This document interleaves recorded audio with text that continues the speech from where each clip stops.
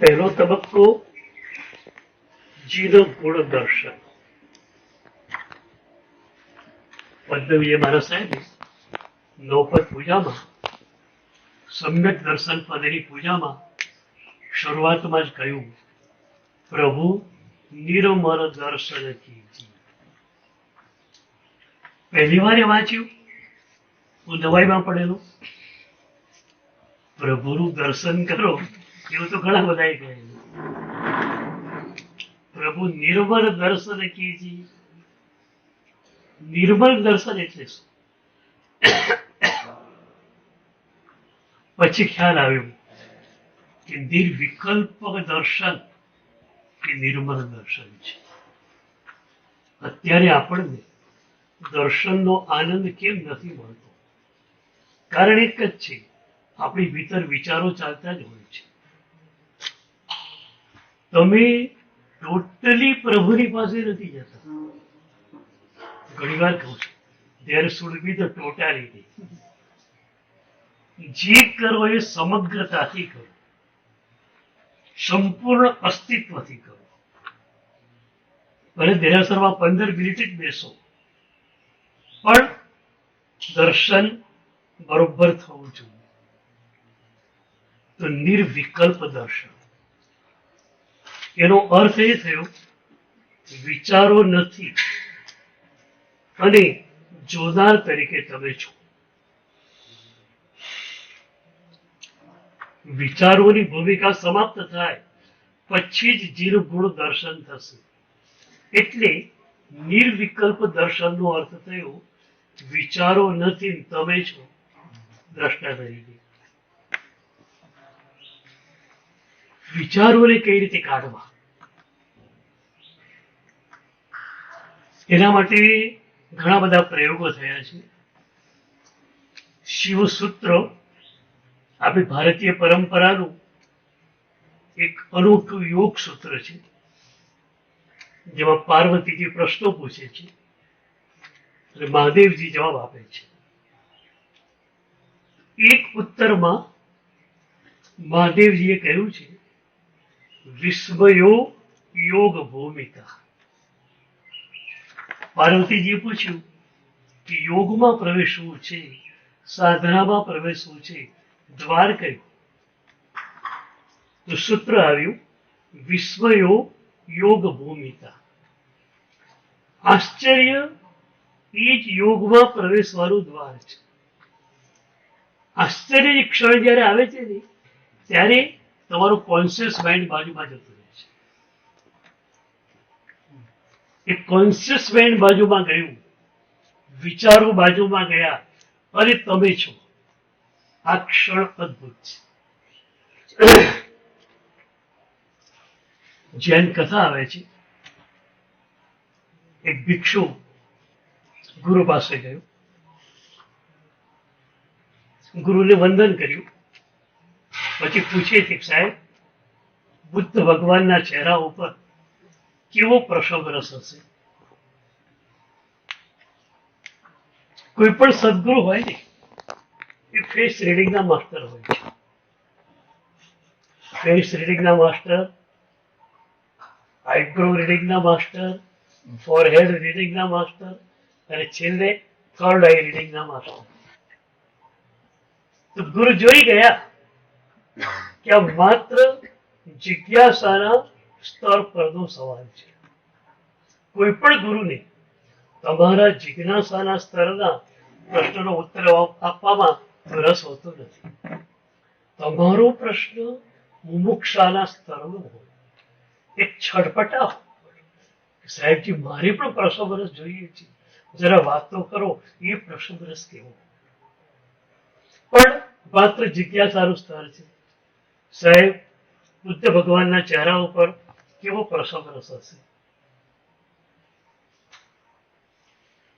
ગુરુ એક કામ કર્યું, હોલમાં બેઠેલા હતા, બાજુમાં બારી હતી, ખુલ્લી બારી, સળિયા વગરની. શિષ્યને બોચીથી પકડ્યો, નીચે રાખ્યો. લગભગ 7-8 ફૂટ નીચે પછડાયો પેલો. નીચે રેત હતી એટલે વાગે એવું હતું નહીં. પેલો જોશથી પડ્યો. હવે કેટલી મોટી અણધારી ઘટના હતી. સદગુરુને તમે પૂછવા જાઓ, કદાચ ઉત્તર આપે, કદાચ ન પણ આપે. કદાચ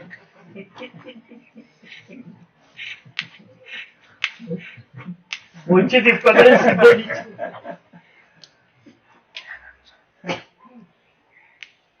પેલો હફાંગ કરતો પટકારો ચકતો પાટ પડેલો છે. બસ એક ક્ષણો મહત્વની હતી. આશ્ચર્યને કારણે કોન્શિયસ માઇન્ડ બાજુમાં કરી ગયો અને એ વખતે ગુરુ બારીમાંથી ડોક્યું કરે છે. પેલો આમ ચકતો પાટ પડેલો છે. ગુરુ પૂછે છે, કેમ ભાઈ, હવે ખ્યાલ આવે છે કે બુદ્ધ ભગવાનના ચહેરા ઉપર કેવો પ્રસંગ રસ હશે? પેલો કે જી ખ્યાલ આવી ગયો. પછી ગુરુની ચેમ્બરમાં આવ્યો, ખૂબ ખૂબ આભાર માન્યો. શું થયું? આશ્ચર્યને કારણે કોન્શિયસ માઇન્ડ ગયું. તમારું જે આ કોન્શિયસ માઇન્ડ છે અને અનકોન્શિયસ માઇન્ડ છે એ અનાદિના સંસ્કારોથી એકદમ જોડાયેલું છે. કોન્શિયસ માઇન્ડ છે ને આપણું અત્યારનું, એ તો હિમશિલાનું ટોપચું કહેવાય છે. અનકોન્શિયસ માઇન્ડ આખી હિમશિલા અંદર છે. અને એટલે ક્યારેક તમે ભક્તિમાં ગયા, ભગવાન પાસે બહુ જ રડવાનું થયું, અહોભાવથી ભરાઈ ગયા, ઉપાશ્રયમાં આવ્યા, સામાન્ય નિમિત્ત મળ્યું અને તરત જ તમે ગુસ્સે થઈ જાઓ છો. 1 કલાક કે 2 કલાકની ભક્તિ ધારા ક્યાં ગઈ? તો એ ભક્તિ ધારાને પણ તમે કોન્શિયસ માઇન્ડના લેવલ ઉપર લઈ ગયેલા. અનકોન્શિયસમાં તો માત્ર સંજ્ઞાઓ જ હતી. એટલે કોન્શિયસ માઇન્ડની સામે અનકોન્શિયસ માઇન્ડનો વિજય થવાનો છે. તમારે કામ એ કરવું છે કે તમારા અનકોન્શિયસ માઇન્ડમાં, તમારા અસ્તિત્વના સ્તરમાં તમારે સાધનાને, ભક્તિને મૂકવી છે. કોન્શિયસ અને અનકોન્શિયસ માઇન્ડ બેમાં માત્ર સંજ્ઞાઓનું પ્રાધાન્ય છે. ખાવા પીવાની વાત આવે એટલે મજા પડી જાય, પ્રતિક વળાવે ત્યારે શું થઈ જાય મનમાં.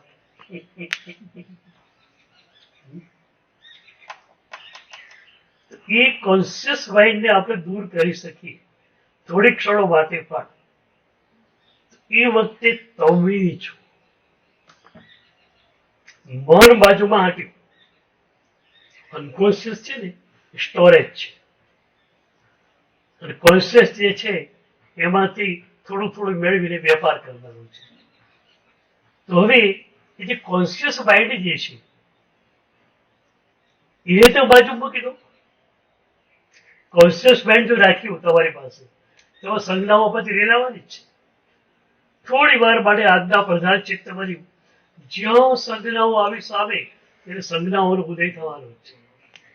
એ મનને જો બાજુમાં મૂકી દો એકવાર, કે અનકોન્શિયસ માંથી કોન્શિયસમાં આવે નહીં અને કોન્શિયસ બાજુમાં કરેલું છે, એક ક્ષણ બહુ જ મહત્વની છે.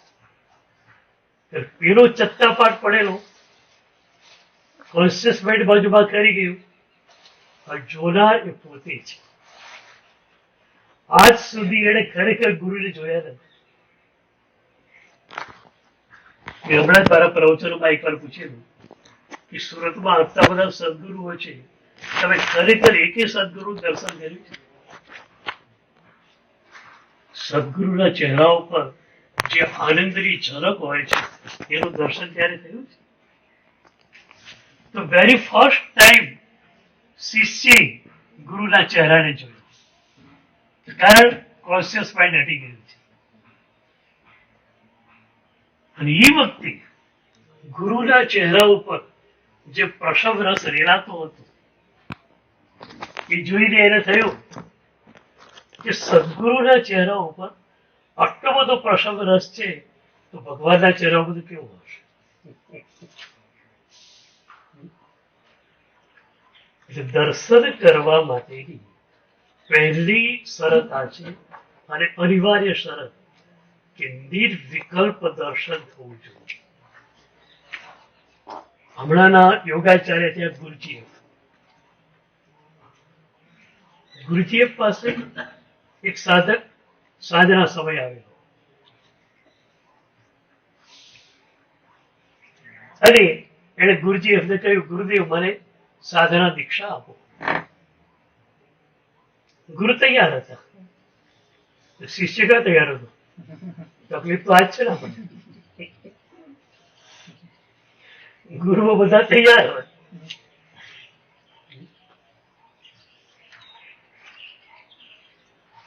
ગુરુ તૈયાર હતા, શિષ્ય તૈયાર નહોતો. ઘણી વાર શું થાય, તમારો અહંકાર છે ને તમને ગુરુ પાસે પણ લાવે. કેમ? આ મારા ગુરુ બહુ જ પ્રતિષ્ઠિત ગુરુ છે, આપણા સમાજના નંબર 1 ના ગુરુ છે, એનો હું શિષ્ય છું. આખરે તમારે અહંકાર જ પોષવાનો હોય. એકવાર ગુરુ નક્કી થઈ ગયા કે આ ગુરુ છે, પછી નેક્સ્ટ ગુરુ કોણ એની હરીફાઈ ચાલતી હોય. એ ગુરુ પછી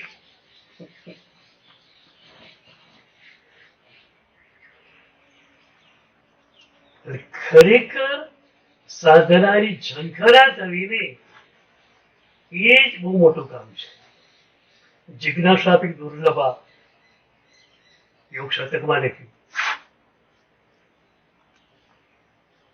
યોગ માર્ગમાં જવાની, સાધના માર્ગમાં જવાની ઝંખરા પણ થતી નથી. તો આ માણસ તો એટલા માટે આવી ગયેલો કે ગુરુજી બહુ મોટા ગુરુ છે, ચાલો જઈ આવીએ, શું સાધના આપે છે લેતા આવીએ. ગુરુ જોયું કે તૈયાર નથી, તૈયાર કરી દઈએ. ગુરુએ એને કહ્યું એક કામ કરવું, આ હોલમાં લાકડાના બીમ સુધારો ગોઠવી રહ્યા હતા. હવે ટાઈમ થયો ને લોકો જતા રહ્યા. આ એક બીમ છે સેન્ટરમાં નથી, પડી જાય કદાચ તો ઉપર ચડી જાય. બીમને સેન્ટરમાં ગોઠવી નાખે. પેલો ઉપર ચડે, વ્યવસ્થિત જગ્યાએ બેસી ગયો.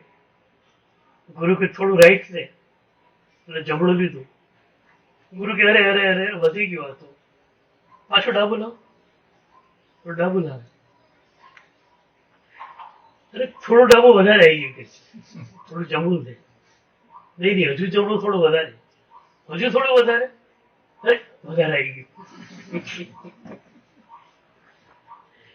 એમ ડાબુ જમણું અડધો કલાક કરે.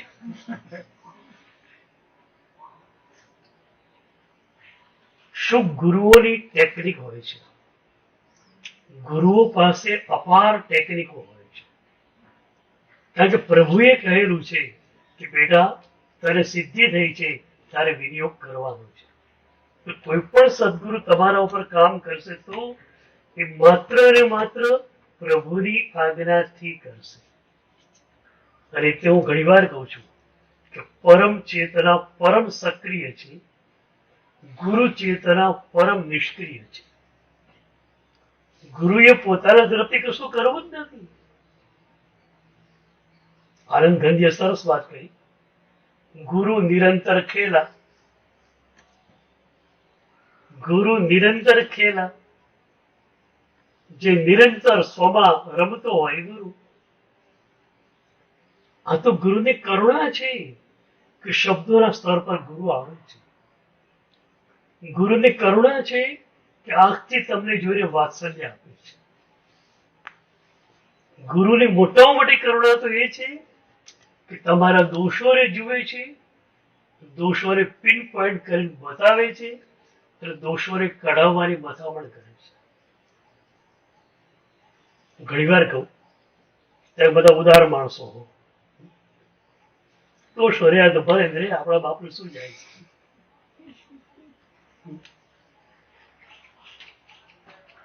પણ તમારા દોષોને કારણે તમારા સદગુરુને કેટલી પીડા થતી હશે ખબર છે?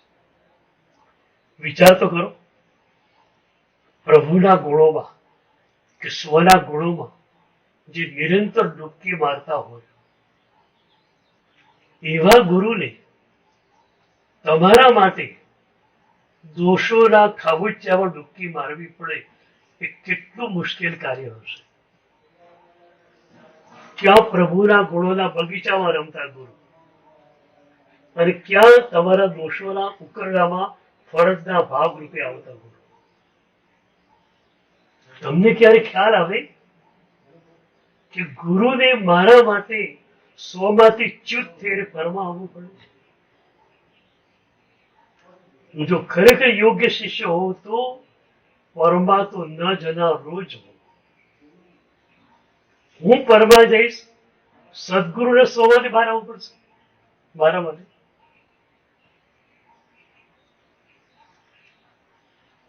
ગુરુની આ કરુણા છે. શબ્દોના સ્તર પર આવે, સ્મિતના સ્તર પર આવે, કદાચ લાલ આંખ પણ કરે તમારા દોષોને કાઢવા માટે. આ બધી જ સદગુરુની કરુણા છે. અને એ ગુરુ ચેતનાની કરુણા અગણિત જન્મોથી આપણા ઉપર વહી રહી છે. પણ એ કરુણાને ઝીલવાના ખરેખર હકદાર આપણે હજુ સુધી બન્યા નથી. એક વાર એ ગુરુની કરુણા ઝીલાઈ ગઈ હોતી, કામ થઈ ગયું. યોગિક દુનિયામાં એક બહુ સારું પુસ્તક છે હમણાં, ઓટોબાયોગ્રાફી ઓફ અ યોગી. બહુ સારું પુસ્તક છે અને લગભગ દરેક યોગીઓ એને વાંચતા હોય છે. એના લેખક યોગાનંદજી છે. બહુ જ પ્રસિદ્ધ યોગી આપણા યુગના. એ યોગાનંદજી 17-18 વર્ષના હતા ત્યારે પોતાની પરંપરાના જે ગુરુ હતા યુક્તેશ્વર ગિરી એમની પાસે ગયા. ગ્રહસ્થ જ છે, સાધના દીક્ષા માટે ગયા. ગુરુદેવ મને સાધના દીક્ષા આપો. ગુરુ કોઈ હમણાં તું ભાળ મારી પાસે, પછી આપણે આગળ આગળ જોયું. 1 મહિના સુધી ગુરુ એને ભણાવતા રહ્યા. સાધનાનું હાર્દ, સાધનાનો મર્મ એને આપતા રહ્યા. એકવાર યોગાનંદજીને રાત્રે થયું, મહિના પછી, ગુરુ તો બહુ જ ધીમે ભણાવી રહ્યા છે અને આ સ્પીડે ગુરુ ભણાવે તો સાધનાના શિખરો ગુરુ ક્યારે પહોંચે? હજુ સાધનાની સમજૂતીમાં જો વર્ષો ચાલ્યા જાય તો સાધનાના શિખરો પર ક્યારે પહોંચો? એક રાત્રે ગુરુને કયા વિના ભાગી જાય છે બીજા ગુરુના આશ્રમમાં. ત્યાં અઠવાડિયું રોકાણા, ત્યાં બી મજા ના આવે. ત્રીજા ગુરુ, 2 મહિનામાં 5 ગુરુ કરી નાખ્યા. આખરે થયું કે મારા ગુરુ પાસે જ ઠીક હતો.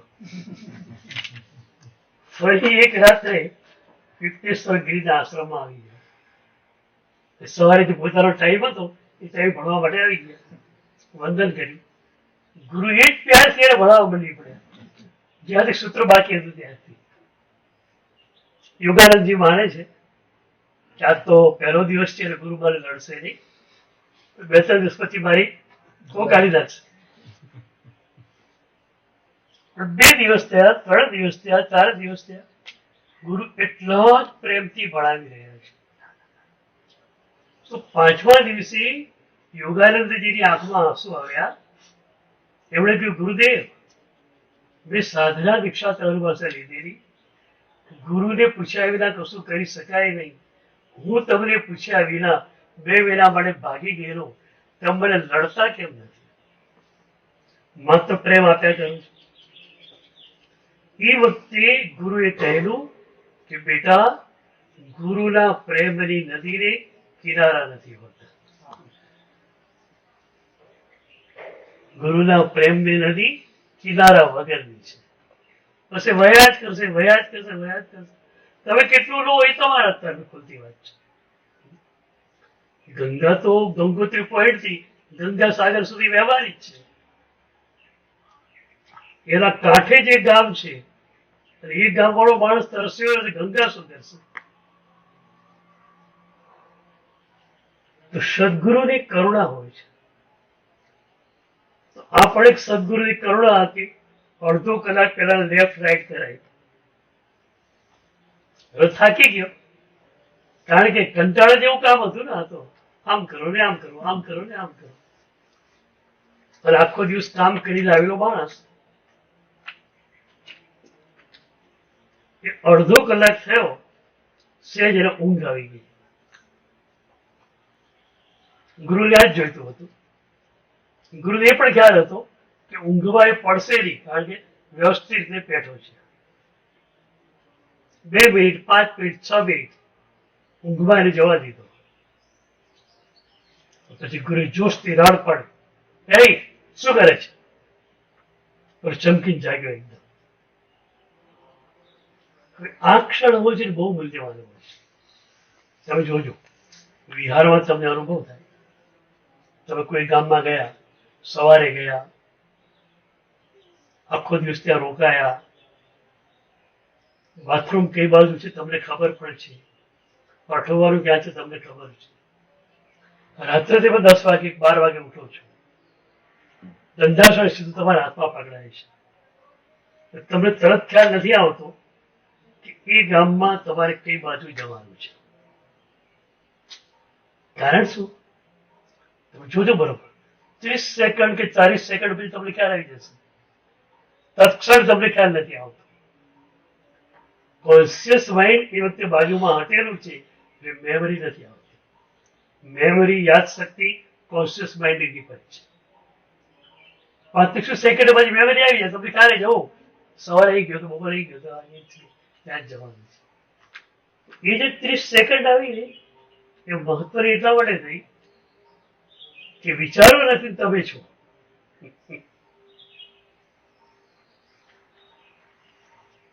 આપણે ત્યાં ઉજાગરની વાત જે કહેવાય છે, એ વાત આપણે આવતીકાલે કરશું. ખરેખર ઉજાગર શું છે અને ઉજાગર કઈ રીતે આવે. ભગવાને તો આચારકમાં સ્પષ્ટ કહ્યું, સુતા અમૂળી મૂળીનું સયા જાગરંતી. સુતા અમૂળી, ગ્રહસ્થ સુતેલો જ છે, મૂળીનો સયા જાગરણ. મારો સાધુ, મારી સાધ્વી હંમેશ પડે જાગૃત હોય છે. હંમેશ જાગૃત તમે કઈ રીતે હો? એ જાગૃતિ એટલે ઉજાગરની વાત છે. એ આપણે જોઈશું આગળ. તો ગુરુએ બૂમ પાડી, એ શું કરે છે? મને આંખ ખોલી, કશું જ નથી આવતું. મેમરી બાજુમાં આવી ગઈ છે, કોશિશ બાજુમાં છે, અને ગુરુના ચહેરાને જોવે છે. પછી 30 સેકન્ડ સદગુરુનું મુખ જોવાઈ ગયું, આખો સાધના માર્ગ સ્પષ્ટ થઈ ગયો. આખરે તો સાધના દ્વારા પામવાનું શું છે? શાંતિ, આનંદ, જે તમારો ગુણ છે. નિરવધિ આનંદ તમારી ભીતર છે. તમે આનંદ ઘર જ છો, તો એ આનંદ એને માણવાનો છે. એ જ આનંદ એને સદગુરુના ચહેરા ઉપર જોયું, એને ખ્યાલ આવી ગયો કે આ જ આખો સાધના માર્ગ છે. નીચે ઉતર્યો, ગુરુના ચરણોમાં પડ્યો, અને ગુરુ એને સાધના દીક્ષા આપી પણ દીધી. પ્રભુ નિર્મલ દર્શન કીધું, નિર્વિકલ્પ દર્શન. અને આપણે આ તો પરંપરા હતી, નિશ્ચય કહીને જવાનું. તમને ખ્યાલ છે, બહારથી આવો ઉપાશ્રયમાં તમે નિશ્ચય બોલો. રાત્રે સંધારા વર્ષે ભણાવો ને ત્યારે પણ નિશ્ચય બોલો છો. એ નિશ્ચય શેના માટે? ત્યાં કોનો નિષેધ કરવાનો છે? સમાચારી પ્રકરણમાં અને ગુરુ તત્વ વિનિશ્ચયમાં ઉપાધ્યાય યશોજી મહારાજે લખ્યું છે કે એ નિશ્ચય એટલા માટે છે કે તમે સામાન્ય વૃત્તિ અને પ્રવૃત્તિમાંથી, કદાચ શુભ વૃત્તિ અને શુભ પ્રવૃત્તિમાંથી પણ નીકળી જાઓ. કારણ સંધારા પોરસી ધ્યાનનું જ સૂત્ર છે, અને સંધારા પોરસી ભણાવ્યા પછી તમારે ધ્યાનમાં જતા રહેવાનું છે. એગો હમ રખી બે કોઈ ના હમ અન્ન સકસઈ, એગો મેં સાસો અપ્પા નાણ નસણ સંજોવો, આ શું છે? ધ્યાનનું સૂત્ર છે. ઘણી વાર વાંચવામાં કહું કે પેલા મેરેથોન દોડ હોય એમાં દોડવીરો તૈયાર થઈને ઉભા હોય, રનર્સ બધા એક લક્ષ્મણ રેખા ઉપર ઉભા હોય, રેફરી આદેશ આપે ત્યારે એમને દોડવાનું હોય. એ લોકો બરાબર સતર્કથી જોતા હોય રેફરી ક્યારે 1, 2 અને 3 કે. જ્યાં રેફરી બોલે 1, 2, 3 બધા દોડવા માંડી પડે. આપણે લોકો એવા દોડવીરો છીએ, રેફરી નું 1, 2, 3 થાય એટલે અંધારમાં હોઈ જાય. એગો વિશ્વાસો.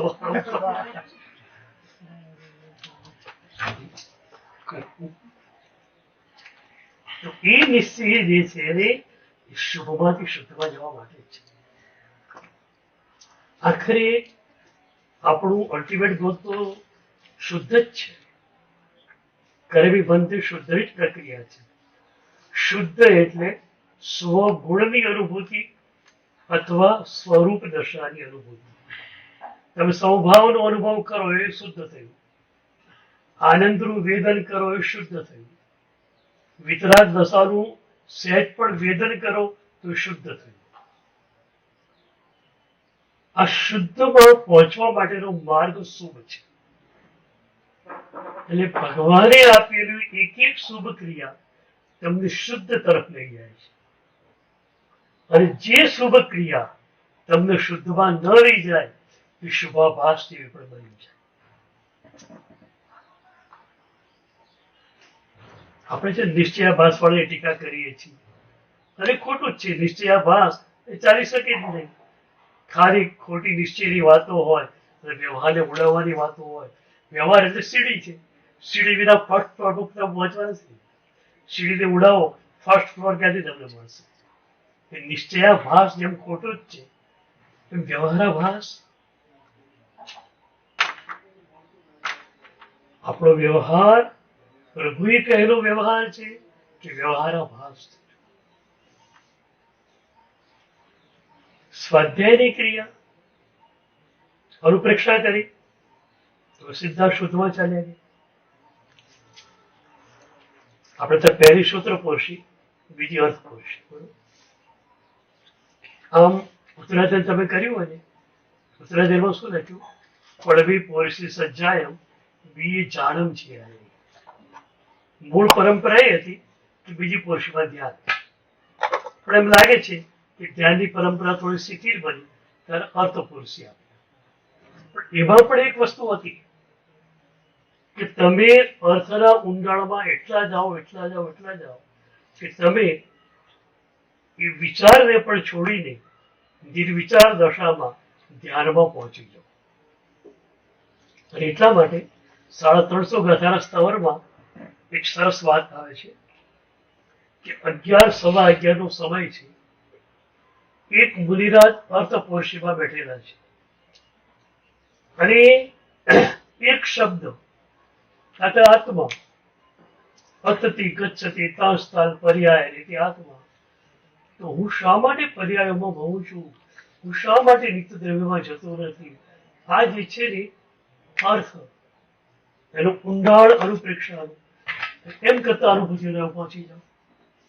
પર્યાયમાં મારે જવાનું જ નથી, મારે શુદ્ધ આત્મદ્રવ્યમાં જવાનું છે. તો એ મુનિરાજ અર્થાનુપ્રેક્ષામાં ધ્યાન દશાની નજીક જતા રહે. અને એમાં મનની નિયામકે કહ્યું તમારે ગોત્રી વળવા જવાનું છે. તો જે આજ્ઞા એટલો આજ્ઞા હોય છે. મુનિરાજ વરવા માટે જાય છે. ત્યાં બે શક્યતા બતાવી કે ભિક્ષાના દોષ પ્રમાણે નિર્દોષ ભિક્ષા દૂર દૂરથી લઈ આવે તો એટલી ભિક્ષા લાવવામાં 1.5 કલાક થાય.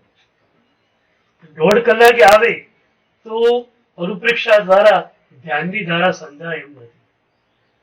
અને જો નજીકના ઘરોમાંથી થોડી દોષિત ગોચરી પણ લઈ આવે 5-7 મિનિટમાં અને ગોચરી આલોચન પાત્રા મૂકી દે અને ઈરિયાવયા કરી ફરી અર્થાનુપ્રેક્ષામાં જાય તો ધ્યાન પકડી શકે એમ છે. શું કરવું? તો કે દોષિત ગોચરી લાવીને પણ એને ધ્યાનની ધારા સાધવી છે. એટલે આપણે મૂળ પરંપરા જાણો ને તમને થાય કે આપણી મૂળ પરંપરા કઈ હતી, કેટલી મજાની હતી.